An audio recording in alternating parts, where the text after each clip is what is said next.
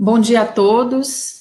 Eu sou Ana Gabriela, engenheira da ABCP, e nós hoje vamos continuar o nosso Tudo pela Construção, um dos nossos cursos do Tudo pela Construção. Hoje nós vamos falar de projetos de revestimento de fachadas, uma ferramenta para a prevenção de patologias, né? O Todos pela Construção é um movimento com iniciativa da ABCP, do SNIC, da Etos Soluções, da Liga Construções e do SEBRAE. E para convidar nossa palestrante de hoje é a engenheira Fabiana Andrade Ribeiro, né? Vou pedir que Fabiana entre na nossa sala para começar a palestra dela. A Fabiana é engenheira civil pela Universidade FUMEC e mestre em engenharia civil pela Escola Politécnica da USP. É sócia fundadora da FCH Consultoria e atua há 22 anos como consultora de revestimento e sistemas de vedações. Ela é professora nos cursos de pós-graduação do Departamento de Engenharia Civil da Universidade Federal de São Carlos, na disciplina Tecnologias de Produção de Revestimentos, na Faculdade IDD, de Estanqueidade de Revestimento de Fachadas, e no IMBEC, em Patologia das Vedações. E é autora do livro Juntas de Movimentação de Revestimento de Fachadas, da editora Pini, do Manual de Selantes para Fachadas, elaboradas pelo consórcio Habitar e Caixa. Então, Fabiana, agora é contigo. No finalzinho eu volto para a gente fazer as perguntas que o pessoal vai começar aí através do chat. Um bom dia. Obrigada.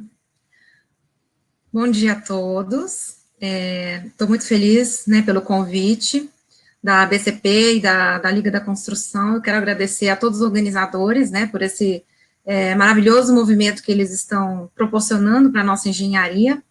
E também fico muito feliz, né, com a participação de todo mundo que está aqui na sala, né. Eu espero que todo mundo possa aproveitar bastante aí, vou estar disponível também para as perguntas daqui a pouco. Esse curso, gente, essa palestra, né, não pretende ser um curso para a gente esgotar. Eu vou colocar aí a questão do projeto realmente como uma ferramenta, vou apresentar um pouco do projeto, tá? Então, vamos lá. Então, aqui a Gabriela já falou, né, do meu currículo, né, o livro Juntas de Movimentação de Revestimento Cerâmico foi o fruto do meu mestrado aí, e a gente está aí no mercado já há 22 anos aí, trabalhando com a meta aí de 0 patologias. A FCH Consultoria é a empresa, né, que está atuando aí no mercado há 12 anos, que a gente tem, esse é o nosso escritório, né, então a gente atua hoje aí com engenharia de vedações, revestimento de fachada, né, projetos de alvenarias, projetos de revestimentos, fachada ventilada, o projeto de paredes em drywall, placas cimentícias, tá? A consultoria para recuperação também, trabalhamos com patologias, ok? Então, a gente tem muita história para contar, para trocar experiência aí com todo mundo que depois quiser entrar em contato, ok? Bom, desconfigurou um pouco, gente, quando eu mandei a apresentação, alguns slides vão aparecer assim um pouquinho desconfigurados, mas paciência, né? Vamos lá. Quais são as definições necessárias ao projetar ou executar uma fachada de um edifício? Então, nós temos duas coisas, projetar, né, o edifício e executar o edifício, executar a fachada. Então, a gente vai colocar um pouco aqui. Nós temos as definições do projeto de arquitetura e as definições do projeto de revestimento. Muitas vezes, quando a gente fala o projeto de fachadas, existe uma confusão, né?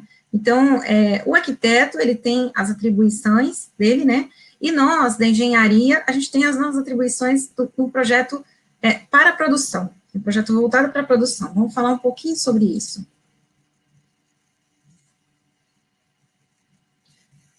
Vou ter que sair do slide aqui. Então, vamos lá. A arquitetura, ela define o estilo arquitetônico, a estética, as cores, as texturas, a volumetria da edificação, né, as paginações, né, como que vai ser a paginação, os elementos decorativos, a questão agora de conforto térmico, a questão de desempenho também, ele já tem que olhar lá atrás. Então, isso é a atribuição do arquiteto, né, A engenharia, ela entra com uma outra análise, eu preciso ter as definições da arquitetura, e aí eu vou trabalhar em cima, né, reunindo também o conhecimento de estrutura. Então, a gente junta o projeto de arquitetura com o projeto de estrutura, e a gente vai ter que analisar os dois. Essa é a engenharia que a gente chama de engenharia de fachadas, tá? Então, eu preciso analisar as movimentações da estrutura, e aí também eu venho, qual que é a atribuição também? Especificando os materiais de acordo com o desempenho estabelecido, requerido para aquela obra, né? Eu vou também trabalhar em relação aos frisos, às juntas, aos reforços com telas, tudo isso conversando com a arquitetura. A gente tem que negociar muitas vezes, né? Então, é o nosso viés aí, eu tenho que entender cada ponto aí da estrutura, como que vai interferir isso aí na arquitetura. Vou falar um pouquinho aí na frente. Outra coisa, os procedimentos para a produção, o que vai rolar na obra, o que vai ter que acontecer na obra. Então, isso faz parte da nossa engenharia, né? Ensaios, né? O que eu preciso avaliar, o que eu preciso ensaiar, né? Quais são os critérios que eu preciso para definir aquela fachada. E eu também preciso definir as diretrizes para uma fiscalização. O que preciso fiscalizar, tá? Então, existem essas atribuições aí. E aí, o que envolve realmente a produção, quando a obra começa, né? Quando a obra começa, depois que eu coloquei tudo num projeto, eu tenho as documentações aqui que eu tenho da arquitetura e da engenharia, eu tenho também a questão de produção. Então, a produção, ela vem também, no nosso projeto de revestimento, ele precisa conter também essas definições de produção, né? A questão da escolha de argamassa é muito, né, importante, e todos os outros materiais, a gente buscando aí a questão do desempenho e o atendimento a todas as normas técnicas. O acompanhamento por ensaios, a escolha da tecnologia de aplicação da argamassa, como que vai ser aplicada, se é projetada, se é manual, né? Os procedimentos executivos de cada etapa, como que vai ser feito esse chapiço, como vai ser aplicado, eu vou colocar tela ou não, né? É com pino, é sem pino, tela de quê? Tela de fibra de vidro. A plataforma de trabalho vai ser balancinho, vai ser andaime, né? Aquele planejamento das subidas e das descidas dos balancinhos, isso também tem que estar documentado, tá? Os prazos entre as camadas, as formas de controle, como a gente falou. Então, aqui são algumas das definições do projeto de investimento que a gente vai abrir bastante agora daqui para frente. Então, como eu falei, né, existe a questão, a estrutura e a arquitetura. A gente une essas informações para a gente, esse do meio aqui seria o meu projeto de revestimento. Eu tenho que analisar ambos, né, analisar muitas vezes também projeto de vedação, a gente vai falar um pouco aqui, tá?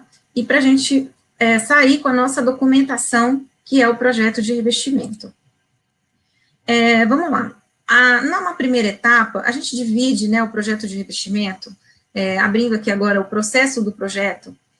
Numa primeira etapa, eu tenho interface com as disciplinas de projeto. Então, digamos que a gente está lá nas etapas de projeto, eu tenho que conversar com a arquitetura, conversar com o projeto de estrutura.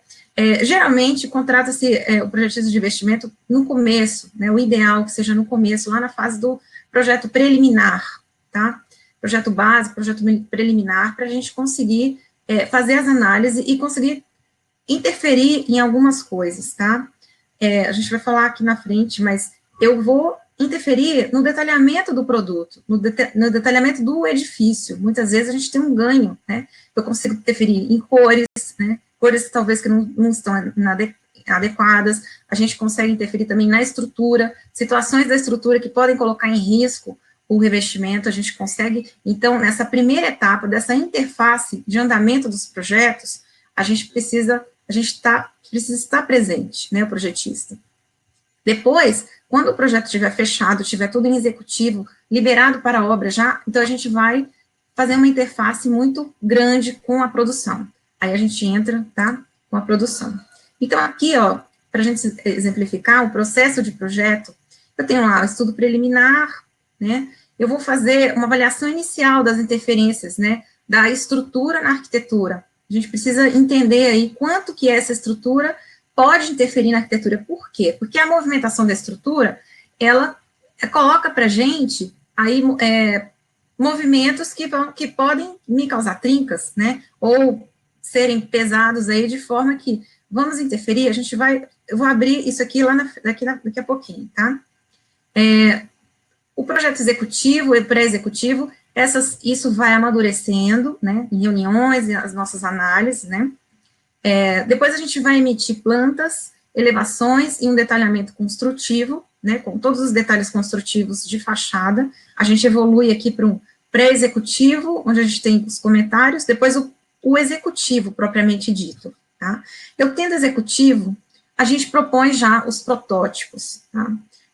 Na obra, geralmente, a obra está começando, né, está lá no térreo ainda, está subindo estrutura ainda, a gente já está fazendo ensaio, tá? Esse é um mundo que seria o ideal. Então, a gente tem um tempo aí para fazer os ensaios, as avaliações, e aí a gente faz ensaios, a seleção final dos materiais, isso geralmente são 2 ou 3 visitas técnicas na obra, né, que são feitas, e nesses protótipos aí a gente muitas vezes vai escolher, né, a argamassa, o fabricante, ou a forma de projetar, de executar, tá? A gente vai colocar também no protótipo os detalhes construtivos que a gente vai propor, né, as telas, as juntas, a gente coloca tudo isso para a gente ver em protótipo e depois liberar isso para a obra. Então, tudo isso tem que estar documentado, ok? Com a obra em andamento, eu já tenho meu projeto final, né? Então, já cheguei, a obra começou, vou começar a fachada, né? Eu já tenho que ter tudo definido, tá? Tudo definido, os detalhes construtivos definidos, não tem mais erro. Agora, eu vou partir para a implantação do projeto, tá? Nessa implantação, a gente vai fazer treinamento na obra, tá? Combinar, mostrar, apresentar o projeto. Isso é muito importante. Essa interface do projetista de revestimento com a obra é diferente, né? O projeto hidráulico, até o projeto de estrutura, o projetista elétrico, não tem aquela interface. O projetista de revestimento, ele tem que estar com o pé na obra, tem que ter alguém ali, né, implantando e acompanhando ao longo da execução do revestimento de fachada. É um auxílio, né? Não é um acompanhamento da obra, a gente vai também treinar a equipe que vai estar acompanhando, a equipe da construtora, né, treinar a fiscalizar, acompanhar dia a dia, tá? Então, são fases diferentes, né? No final, a gente fecha com um trabalho completo, tá? Eu vou mostrar um pouco. Abrindo aqui nesse estudo preliminar, essa avaliação aqui, eu vou abrir bastante esse item aqui, esse quadradinho aqui, tá, gente? Da avaliação inicial, a interferência da arquitetura e estrutura aqui. Então, vamos lá. Alguns pontos críticos que a gente chama atenção aqui no projeto arquitetônico, o olhar que a gente tem, tá? A extensão, panos extensos na fachada, né, quando a gente tem fachadas cegas, tá? Essas são regiões que a gente está atento aí, para a gente colocar tela, junta, e eu vou ter que dotar aí, interferir nesse projeto, eu vou ter que entender, muitas vezes, a arquitetura não me dá a possibilidade de juntas, né, ou coloca juntas em posições que não são adequadas, então a gente vai ter que entender. Então, eu vou ver fachadas cegas, né, revestimentos com cores muito escuras, muitas vezes a mistura de cores claras e escuras, isso pode brigar, né, a dilatação térmica, então, muitas vezes eu preciso ter juntas, separando, né, ou não, então isso também, hoje na norma de desempenho, as cores escuras também, a gente tem que tomar cuidado, entender aí, né, a transmitância térmica disso aí para a fachada, tá, para o interior, talvez pode ser que não passe na norma de desempenho, então a gente tem que avaliar isso aqui também. As paredes com maior gradiente de temperatura, né, as fachadas insuladas, muitas vezes a gente junta tudo isso aqui, cores escuras naquela fachada que pega mais sol à tarde, né, então a gente tem que entender isso e conversar com a arquitetura, essa questão aqui também.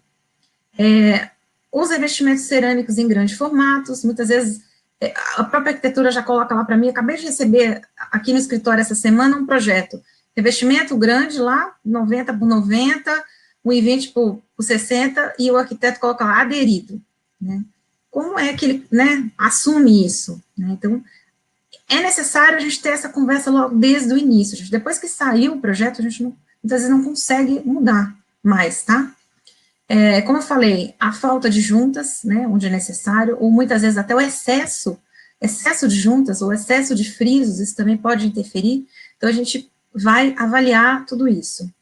Especificação de revestimento com junta seca.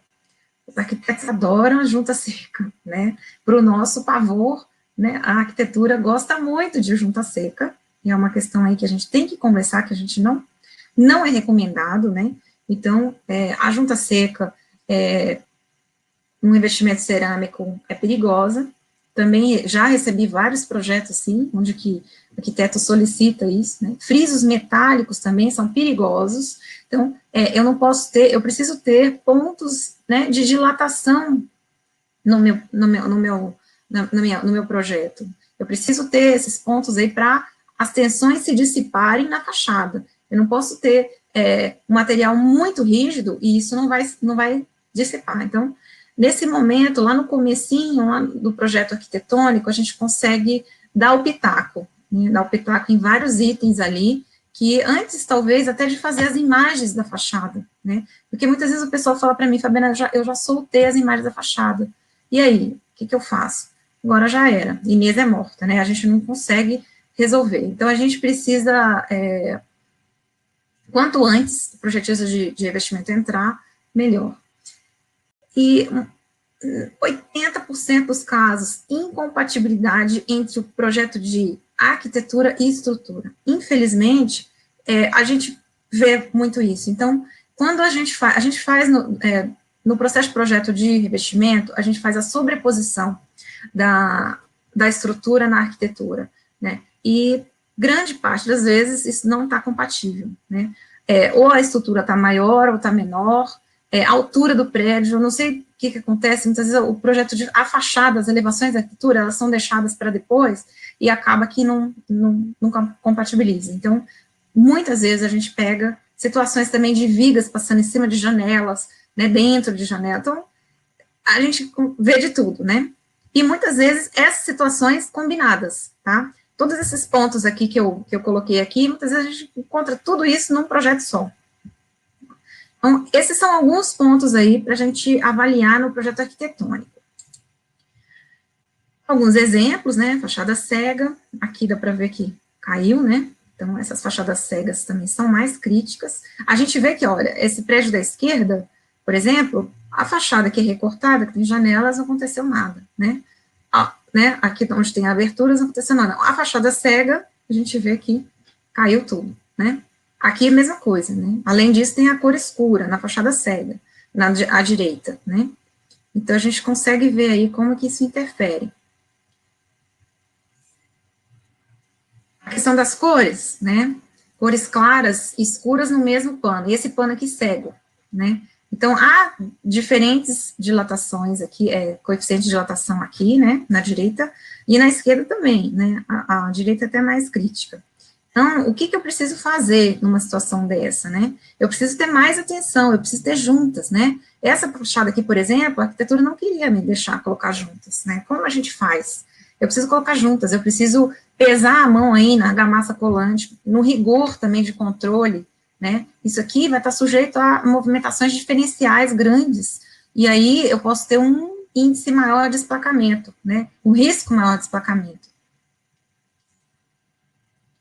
E aí, se essa fachada, então, é insulada, pior ainda, né? Nesse caso aqui, a gente vê como que a dilatação aqui foi grande. Aqui tem até a questão de EPU, né, envolvida, mas você soma EPU, soma um deficiente assentamento da placa cerâmica, né, soma com um rejunte extremamente rígido, que era a situação que estava aqui nessa fachada, e a fachada sem insulada a tarde inteira, sem junta, o resultado é esse, viu, gente? Patologia geralmente é uma soma. Então, a gente consegue ver nessa foto aí, a soma aí das questões, né? Então, olhando a arquitetura, se eu não tenho junta nessa fachada, então, a situação é pior ainda, né? Como eu falei, a questão das juntas secas, né? Fiz um projeto recente, onde existe uma exigência de junta seca, de tijolinho. Nós fizemos, né? Desenvolvemos, fizemos uma forma de ancoragem disso, sem a argamassa entre as juntas, mas foi bastante feliz, graças a Deus, está lá, em pé, um projeto que foi até premiado fora do país, né? Então, a gente precisa entender a arquitetura e atender a arquitetura, né? Mas muitas vezes também a gente conseguir negociar com a arquitetura é o melhor, né? É o melhor dos mundos. Alguns pontos críticos no projeto estrutural. Regiões da estrutura com deformações muito altas para o revestimento. Está tudo dentro da norma do concreto. Está tudo lindo. Atendendo a norma de desempenho, a norma de concreto. O que a norma fala? As deformações são até 1 centímetro. Gente, mas 1 centímetro para a alvenaria, para o revestimento, é crítico, né? Então, muitas vezes eu tenho balanços, né? As vigas com vão muito grandes, vão extensas. Gente, essa aqui desconfigurou, depois eu mando a apresentação configurada direitinho aqui, mas ela desconfigurou. A gente vai ilustrar aqui algumas situações dessas, tá? Quando eu tenho isso também, gente, aqui nesse segundo tópico, a estrutura metálica ou a estrutura de concreto pré-moldado é muito agressivo para o revestimento. Então, isso tem que ser muito estudado, isso tem que ser avaliado, tem que pontuar. Caso a caso, eu vou ter muita junta, né? Então, há de se tomar um cuidado maior nesse tipo de estrutura, ok? A norma de revestimento de cerâmica e fachada, ela fala, né, o projeto de revestimento de fachada deve levar em consideração alguns fatores importantes, entre os quais destacam o estado limite da estrutura, concreto moldado em loco, alvenaria estrutural, concreto pré-moldado, estrutura metálica, né, com vistas a inferir, né, eu vou interferir ali em possíveis deslocamentos, eu vou entender quais são esses deslocamentos excessivos, tá? É muito importante a gente avaliar esses deslocamentos, essas previsões aí de deformação da estrutura, tá? Muitas vezes o revestimento, ele tá ali sobrecarregado, né? Então, isso a gente vê muito, tá, gente? Eu vou mostrar aqui. Até fazendo esse recorte aqui na norma de fachada, gente, é obrigatório hoje, quando se usa revestimento cerâmico, ter um projeto de fachada, tá? Hoje é uma obrigação por norma, né? Tem que ter um projeto de fachada. Mesmo que ele seja feito internamente, eu preciso fazer um projeto, porque isso é uma documentação que lá na frente, se acontecer alguma coisa, vai ser exigida, né? Então, isso aí, numa perícia judicial, algum fato que acontecer, alguma patologia lá na frente, eles vão perguntar, cadê o projeto de fachadas, né? Então, por norma, é necessário ter o projeto, ok? Então, a gente sabe, né, que na teoria, a deformação, a estrutura está lá bonitinha, sem deformação, na prática, né, a situação real é que ela vai se deformar, e muito, né, muitas vezes muito. Então, aqui um exemplo, por exemplo, uma parede sobre uma viga em balanço. Muitas vezes eu tenho terraços, né, essas vigas são em balanço, e a gente tem uma especificação de parede aqui. Eu tenho o desenho de uma parede aqui. Essa região aqui do balanço, ela vai deformar muito, ela vai balançar, o balanço balança, né? Então, a gente vai... Desculpa, gente.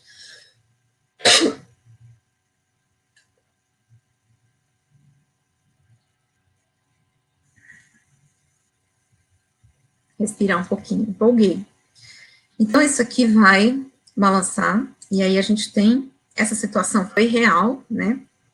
A gente teve uma sobrecarga excessiva aí, pós-carregamento da caixa d'água, né? Distribuiu aí a tensão para a edificação toda, e esse balanço, que é exatamente esse aqui, que eu estou mostrando aqui, ele explodiu a alvenaria, né?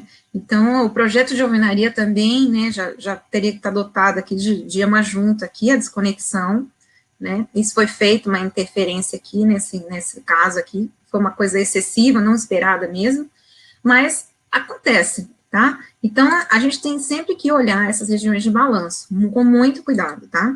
Então, aqui faltou também uma junta na desalvenaria, cuidado na alvenaria, tá? Talvez um reforço na alvenaria. Né? Aqui a gente mostra em linha azul aqui os limites da viga, né? E aí a gente tem que dotar isso aqui de junta, né? Junta abrindo o embolso até o fundo, né? Nesse caso aqui tem que abrir o embolso até o fundo, né? A gente discutiu isso numa live ontem, né? Mas muitas vezes esse embolso aqui, olha a espessura desse embolso, gente, isso aqui, né? Tá com 6, 7, sei lá, às vezes até 8 centímetros, né? Então, nesse caso aqui, eu precisaria cortar mesmo até o fundo, tá? Outra região aqui que também certo, está no balanço, né, também é um terraço, né, então, o revestimento cerâmico está confinado aqui, mas essa região balançou, e aí a gente está vendo aqui o que aconteceu, né. Além disso, alguns pontos críticos em alvenarias, né, a alvenaria a gente tem que analisar, muitas vezes, com o projeto de alvenaria, o projeto de alvenaria nem sempre existe, né, é muito importante que ele exista também, esse é um outro projeto que a gente trabalha também, o projeto de alvenaria é importantíssimo, ele ter essa visão da engenharia, né, geralmente essa engenharia aí precisa estar pensada bem antes, né, da execução da alvenaria também, né. Então, ligações de alvenaria com estrutura, precisa avaliar os casos, né, paredes altas, muitas vezes o térreo, né, o pilotis do prédio, são paredes, pé direito duplo, e muitas vezes o pessoal chuta ali uma configuração de dimensionamento, isso é muito perigoso, tá? Muito perigoso, tem que ter, é uma alvenaria estrutural, tá? Paredes muito extensas, platibandas, né, muretas de gradil ali, de peitoril, de garagem, né? Então, área de pilotis, essas paredes extensas e sem juntas, ou platibandas, né? São paredes que requerem aí um cuidado maior, eu preciso dividir esses panos, geralmente se divide de 8 a 10 metros na alvenaria, isso não é nem no revestimento só, eu preciso dividir a própria alvenaria, né, já. Então, também preciso entender, a gente tem uma visão, tem que entender também a alvenaria, né, não só o revestimento, essa alvenaria está atendendo, ok? Paredes penduradas, muitas vezes eu tenho uma janela, e aquela parede em cima está lá, sem nenhuma estrutura, não tem onde, então isso tem que ser ancorado na estrutura, tá? Tem que ser ancorado, tem que ter juntas, né, então eu preciso entender a estruturação dessas paredes. Paredes de bordo livre, que eu falei, as platibandas, as muretas, tá? Muitas, quase 100% das vezes, não tem juntas nas platibandas, né? A gente vê isso em quase todos os projetos. Essas platibandas, a gente tem que ter juntas verticais, né? Verticais, às vezes até horizontais. Por quê? Porque a platibanda, ela é um bordo livre, ela vai querer tombar. O tempo todo, platibanda é muito perigoso, já vi muita platibanda tombando mesmo, porque é uma parede livre, né? É uma parede que tem essa liberdade, ela vai tender a tombar. Então, a gente tem que entender, né, se ela está estruturada adequadamente, se ela tem juntas, tá? E paredes, como eu mostrei ali antes, em regiões de balanço. Se a estrutura está em balanço, a parede está em cima, pode desconfiar. Atenção. Cuidado com essa parede, vamos estruturar essa parede, vamos travar essa parede, vamos tentar conversar com o projetista da estrutura, tá? Para entender isso aí. Então, agora, já partindo para o projeto, para apresentar um pouco do projeto, então, vamos aqui num exemplo, tá? Esse aqui é a minha arquitetura, né? Vamos supor, esse aqui é um projeto em São Paulo, que a gente fez há já muitos anos, né? Essa é a minha arquitetura, tem as cores, tem o tamanho dos vãos, isso aqui é muito horizontal esse prédio, mas eu tenho uma caixa aqui na vertical, né? E aí, eu vou fazer a elevação da estrutura, né? Eu vou estudar a planta por planta, pavimento por pavimento, a gente abre isso em planta, mas a gente vai elevar essa estrutura na fachada, tá? Elevando na fachada, a gente vai ver também o tamanho dos vãos. Aqui dá para ver que tem uma platibanda, não, desculpa. Aqui, essa estrutura, ela está em balanço, né? A gente vê que essa viga aqui está em balanço, né? Vamos voltar aqui. Né? Nessa região aqui, a gente tem aqui essa região em balanço aqui, né? Atrás eu tenho também alguma coisa de balanço aqui. Esse vão é muito grande, eu diria que esse vão aqui tem mais de 8 metros, né? Eu tenho pilares esbeltos na fachada. Aqui no meio eu tenho um pilar largo, tá? Eu vou falar que esse pilar aqui tem mais de 1 metro, tá, gente? Esse central aqui, tá? Eu lembro desse projeto aqui. Então, cuidado também com esses pilares extensos. Esses pilares extensos, eu tenho uma dificuldade maior de aderência, né? Então, hoje a gente especifica uma ponte de aderência melhor aqui, um cuidado maior. Eu posso colocar tela até pinada, né, para ancorar melhor nessas regiões de concreto na fachada, tá? Então, a gente vê isso, né, e a gente consegue, então, com isso, eu vou sobrepor, né, aquela estrutura eu sobreponho na minha arquitetura, e aí eu tenho o projeto, né, vou desenvolver o projeto de fachada aqui, tá? Já tendo analisado cada pavimento em planta, né? Eu vou colocar aqui as situações naquela região de balanço, eu vou entelar em cima da viga, eu vou colocar a junta embaixo, eu tenho que ter uma necessidade maior aqui de situações, esses roxinhos aqui, no caso, são as telas aí, né, de região de balanço, tá? Aqui um exemplo, né, do nosso projeto executivo aqui em BIM, né, onde a gente consegue ver a visualização melhor, ter a visualização melhor. Por exemplo, esse pilar aqui, que é muito largo, né, a gente entelou ele, porque tem uma região de concreto aqui maior, tem que ter um cuidado maior aqui. E aí, eu detalhei o meu projeto, a gente vai mostrar um pouco mais de detalhes aí na frente, mas eu tenho aqui, eu vou apresentar as elevações, seja em 3D ou em 2D, tá? Cada elevação de cada fachada é muito importante. Por que eu estou falando isso? Porque muitas vezes o projeto de arquitetura, eu tenho uma elevação, ou duas só, né? A empresa me entrega só, porque foi só aquele ali usado para aprovação, e não fez todas as fachadas, né? Então, eu necessito de todas as elevações, inclusive vistas internas, muitas vezes tem recortes na fachada, né? A gente precisa ter essas elevações aí vindas da arquitetura, ok? E aí, a gente tendo essa primeira fase fechada, eu vou ter depois aí a parte da produção, como eu havia falado, né? Essa interface com a produção. O que eu vou ter nessa interface com a produção? Aí eu venho na fase aí de definir os materiais, tá? As argamassas. A consultora muitas vezes já tem, né, já trabalha com uma certa argamassa, a gente vai avaliar, entrar ali avaliando os procedimentos executivos da construtora, quais são, eles estão corretos, né? Então, nós vamos avaliar cada procedimento, né, que está sendo executado. Existe muita novidade, existe muita coisa, evolução, isso aqui a gente muda todo dia, tá? A argamassa é um mundo infinito, né? Então, é preciso conhecer muito de argamassa, o projetista de revestimento. É uma tecnologia infinita, né? E revestimento cerâmico também, tá? Então, nesse momento aqui, a gente vai entrar para essas definições. Eu vou planejar também as subidas e descidas dos balancins. Deixa eu passar isso aqui, depois a gente volta para as subidas e descidas. Aqui, um exemplo, né? Nessa parte de definição de materiais e procedimentos, eu preciso incluir no meu projeto procedimentos muito detalhados, muito ilustrados, para não ficar dúvida, né? É um passo a passo mesmo, tá? É a receita do bolo, né? Não basta eu colocar só lá nas elevações, coloca a tela aqui, tela ali, junta aqui. Não, eu preciso saber e explicar como que faz. Isso é um documento, gente, isso é um documento. Então, eu preciso realmente colocar isso no papel, porque isso vai ser anexado ao contrato do empreiteiro, né? Deve ser anexada a documentação da obra, ok? Então, aqui, por exemplo, à esquerda, um procedimento de junta, né? A execução as juntas de movimentação do edifício. Essas imagens aqui, inclusive, é do livro, né, que eu publiquei.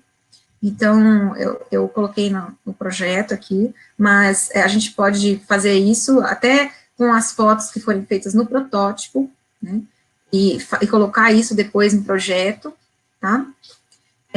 À direita aqui é um procedimento de telas, né, então eu vou mostrar como que vai ser fixado isso, e especificar material por material, tintim por tintim, o pino, né, qual que é a tela, a galvanização da tela, tá? Tudo isso tem que ser colocado, detalhado, pormenorizado, né, uma documentação, para não ter dúvidas quando chegar no momento ali de compra do material, tá? Compra do material, quando começarem as compras dos materiais da fachada, isso aqui já tem que estar tudo redondinho, ok?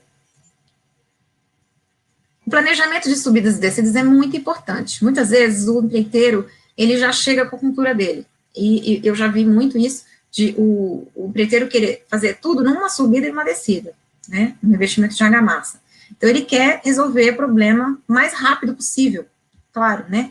Então, ele quer fazer tudo numa subida e uma descida. Porém, existem riscos, né? Nós temos prazos a aguardar, né? Eu preciso aguardar 28 dias, eu preciso aguardar 3 dias. Então, aquilo, 28 dias que eu digo do embolso, né? Antes de aplicar uma textura, né? Antes de aplicar uma cerâmica, eu preciso ter esses prazos obedecidos, isso a gente vai colocar no planejamento. Então, aqui à esquerda, eu tenho uma sequência executiva, a sequência executiva a gente coloca no projeto, tá?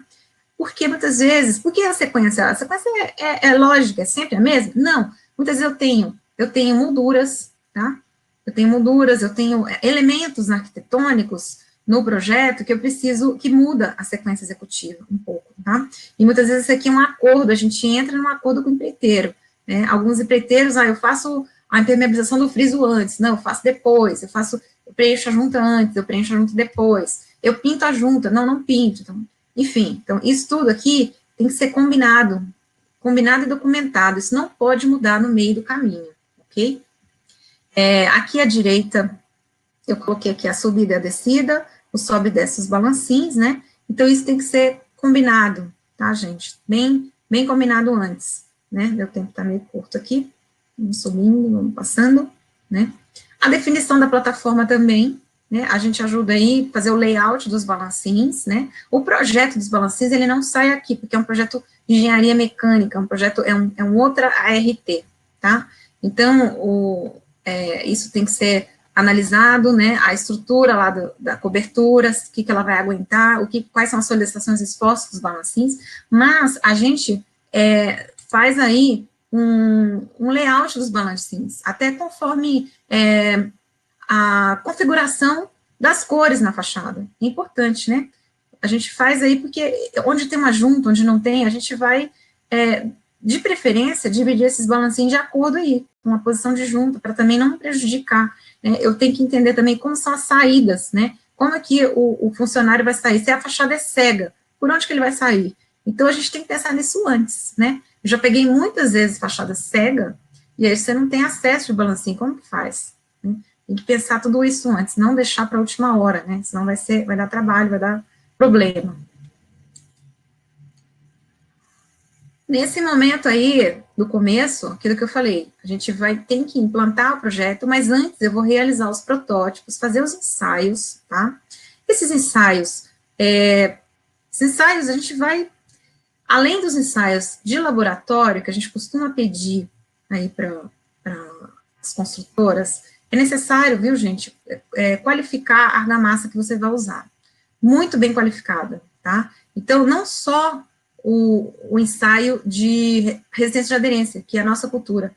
Bom, vou pedir arrancamento, ponto final, e a argamassa está avaliada. Não, tá? Eu preciso avaliar em laboratório, né? Eu preciso entender, conhecer qual que é a argamassa que eu estou usando, que eu vou utilizar, né? Então, a NBR 13281, que é a argamassa que a norma que classifica, né, e caracteriza toda a argamassa, eu preciso pedir esses ensaios, tá?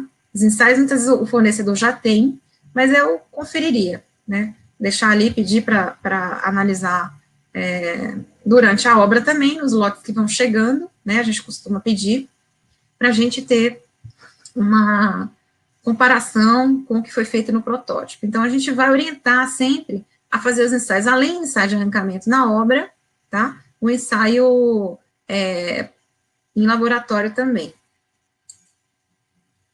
Então, assim, eu vou unir todas essas informações, essa documentação, e eu preciso anexar isso ao contrato do empreiteiro. Ele tem que assumir que ele vai obedecer, né? A gente tem que cobrar isso do empreiteiro, fiscalizar, é muito importante, tá?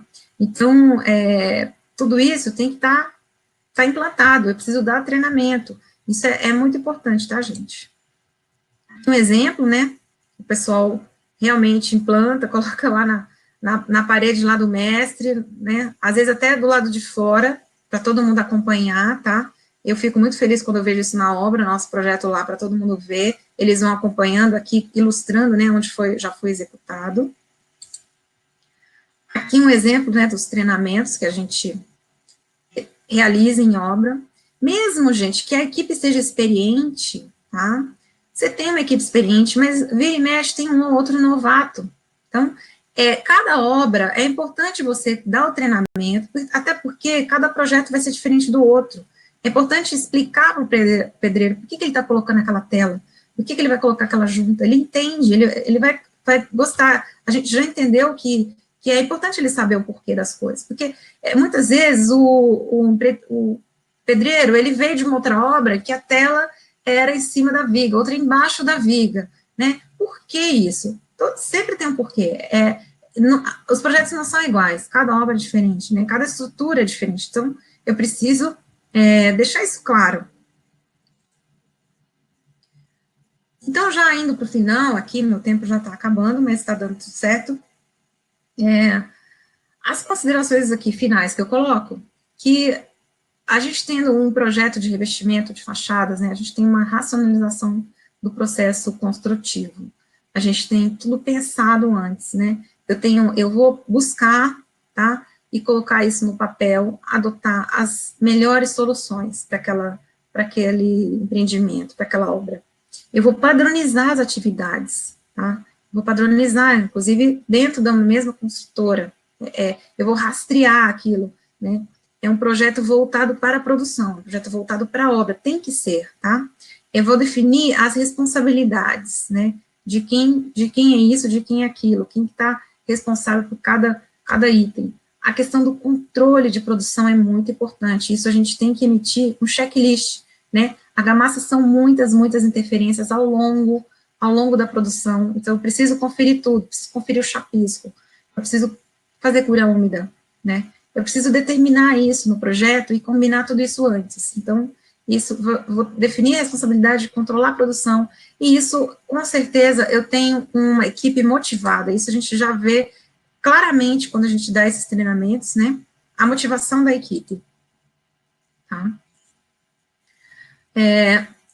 Eu vou eliminar aquelas decisões de última hora, né? Eu faço isso, eu faço aquilo. Não, eu vou eliminar isso, não tem. Agora está tudo documentado aqui no papel, tá? E com isso a gente tem uma qualidade melhor no final. A ideia nossa é 0 patologias, né? Eu não quero patologia, então a gente tem que documentar isso e fazer tudo, é um conjunto, tá? Reduzir retrabalho, reduzir desperdício, tá? Quando a gente tem no papel tudo, a gente busca também isso, né? Aumentar a produtividade e reduzir extremamente chance de patologia, tá? Tendo aí um menor custo de execução e de manutenção, principalmente de manutenção, tá? Se eu não quero ter trinca, se eu não quero ter desplacamento, isso é ausência de manutenção, ok? Então, gente, desconfigurou um pouquinho esse último slide aqui, né? A gente tem aí o projeto de revestimento, ele entra como sendo uma perninha, né, na produção do revestimento da fachada, tá? Eu preciso ter o projeto, a assessoria para a implantação desse projeto, o acompanhamento, né, as visitas para acompanhamento, né? É necessário que a construtora olhe bem e avalie bem a qualidade dos materiais que estão comprando, todos esses materiais, né? Quando a gente falou sobre o selante, então, assim, é a cereja do bolo. Então, mas lá desde o chapisco, né? Desde o prego que você vai usar, a tela que você vai usar, tudo, cada detalhe tem que ser de qualidade, né? A gente avaliar isso em painel, avaliar por ensaio, o treinamento da mão de obra, o controle da execução. Tudo isso, eu só tenho uma busca, é minimizar a patologia, tá? Então, é isso. Acho que eu finalizei aqui, tá? Agradeço muito a todos, eu estou à disposição. Aí esse meu e-mail, desconfigurou aqui também, um pouquinho, tá? Mas é fabiana.ribeiro@fchconsultoria.com.br, e estou à disposição para as dúvidas.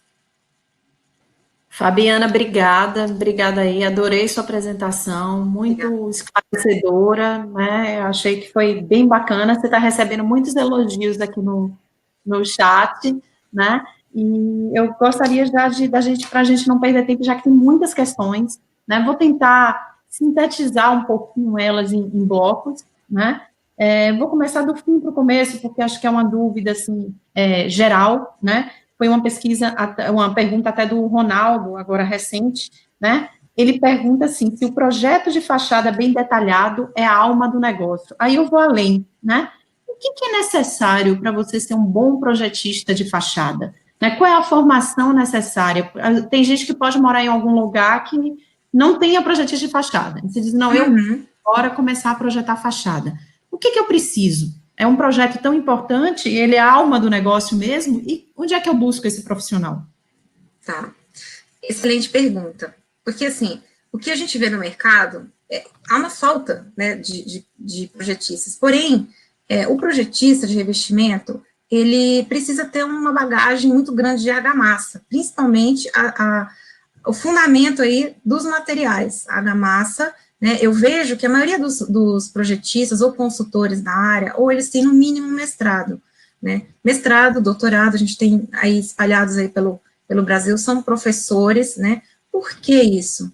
Porque, gente, a argamassa, ela é terrível, ela é melindrosa, né, a gente realmente foi a bagagem aí de anos que deu a gente aí condições de dar suporte aí, porque a argamassa, ela varia, tem variações, a questão de clima, né, então, quem tem essa vontade de ser projetista, ele precisa buscar se aprofundar em argamassa, em tecnologia de argamassa, tecnologia de materiais, cerâmica, né, então existem pós-graduação, aqui na USP tem uma pós, né, a professora Messi sempre, quem está aqui, né, em São Paulo, né, no nosso caso, né, mas a gente tem aí pelo país, tem uma outra pós que eu também ministro, que é em São Carlos, né, a gente forma também o profissional para isso, né, na Federal de São Carlos, né, então, a gente tem várias pós aí que tem uma bagagem, precisa ter uma bagagem, porque precisa entender dos materiais, das normas, precisa entender profundamente das normas, principalmente. Certo, então, o profissional precisa ter uma formação além da formação básica, além da graduação. Da graduação, né? Tem muitas questões aqui, eu vou tentar sintetizar. Ângelo fez uma pergunta, Ângelo Juste, né, nosso colega. Legal. Ele está aqui, tem muita gente conhecida aqui fazendo perguntas. Não vale a pergunta do Ângelo, não vale.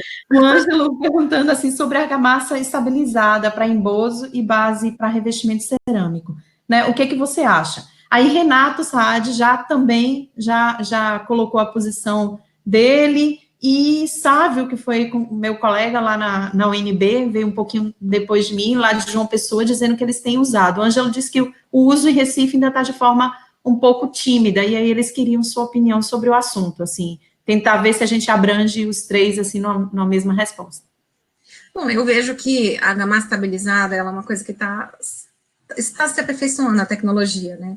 A gente tem ainda uma lacuna na questão dos ensaios, né? Eu ainda tenho muito medo da argamassa estabilizada, confesso, tá? Porque eu tenho visto muita patologia ainda, principalmente fissuração, né? Então, como é que é o controle disso? Como é que é o controle daqueles aditivos ali que deixam a argamassa ficar 72 horas, né? Então, eu posso, numa mesma fachada, aplicar um material que tem menos ou mais aditivo, isso pode dar um BO. Então, eu ainda fico meio reticente, confesso que aqui em São Paulo não é uma cultura muito grande de usar, mas eu vejo muito isso no sul, né, no interior, eu tenho visto cada vez mais crescente, então vai ser uma busca que a gente vai ter que fazer junto aí, se abraçar, trocar ideia, viu, Ângelo? Eu me disponho aí para a gente conversar também, mas ainda está sendo o que eu tenho visto também como patologista, né, já peguei muita patologia nessa questão aí da estabilizada. Então, foi a argamassa que não tinha retentor de água, no sentido, a questão de teor baixo de ar incorporado, outra tinha mais, outra tinha menos. Então, a formação de fissuras é o risco maior que eu vejo aí nessa argamassa. Sumiu o seu áudio. Não estou te ouvindo.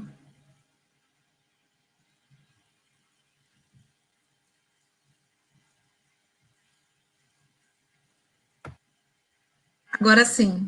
Acho que agora... Pronto. Eu liguei, desliguei. Tem uma colocação, na verdade, uma pergunta do George, né? Ele pergunta quem deve estabelecer os parâmetros de desempenho da argamassa. Quem deve definir esses parâmetros? É o projetista, o fornecedor. No projeto. O fornecedor deve fornecer parâmetros, e se você resolver, como o Renato colocou, rodar, você não achou nenhuma argamassa no mercado que atenda aos requisitos que o projetista exigiu ou colocou no seu projeto como básico, você pode optar por rodar essa argamassa em obra, usar cal, né? Como é que quem é que deve estabelecer isso aí? Nós, projetistas de investimento, estabelecemos, porque a 13281 ela é muito aberta. Ela é muito aberta, toda a argamassa vai atender aquela norma, só que não acontece assim, né? Aquela norma, a 13281, ela está a argamassa para alvenaria, né? Ela é argamassa. Então, eu preciso, para a fachada, né, eu preciso estabelecer ali quais são os limites, tá? Então, a gente estabelece isso, em cada projeto, a gente estabelece as faixas, né? Faixa de resistência à compressão, faixa de resistência à tração, e a gente vai buscar no mercado, né, essas argamassas na indústria. Muitas vezes, eu consigo ajustes da indústria, tá? Então, muitas vezes, eu avalio a ficha técnica daquela indústria, avalio depois em protótipo e não atende. Acontece muito, né, esse tipo de situação. E a gente já conseguiu, né, várias vezes, uma melhora no produto, né? Quando a gente faz o protótipo, gente, joga água no seu protótipo, tá? Eu tô falando isso, o pessoal de argamassa vai querer me matar. Mas, olha, joga água no seu protótipo e observa. Fissurou? Não dá para aceitar, entendeu? Então, existem recursos de ajustes nessa argamassa e a gente vai solicitar isso. Se a gente não conseguiu, parte para outra argamassa. E aí a gente vai conseguindo, né, encontrar a argamassa melhor. O ideal é buscar a argamassa perfeita, né? Mas a gente estabelece aí esses parâmetros.